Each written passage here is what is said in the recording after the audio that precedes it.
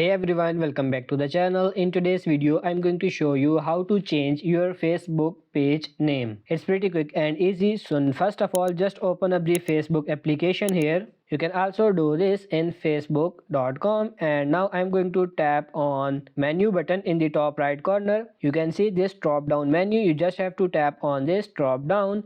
I am on my personal profile, so I'm going to switch on my business page. So tap on this drop down menu and then you can select your page here. So let's switch to your page here. On here I can again tap on this menu bar and I can see my page name in the top left. Tap on this gear icon in the top right corner and then you will find all the settings. Just tap on this page settings at the very top, and again at the very top you can see the name. So tap on it and it says, please note, if you change your name on Facebook, you won't be able to change it again for 60 days. So make sure that you do want this new name and you are not going to want to change it back. So on here, all you have to do is go in here. I just want to add this apostrophe. Let's say I want to add this apostrophe and I'm going to hit review change. Keep in mind, it shows what your old names looks like and what your new name looks like. It says the review may take up to 3 days and may require additional information. Again, you can change it after that within 60 days, and you are just going to enter your password. Again, after you've done that, you can tap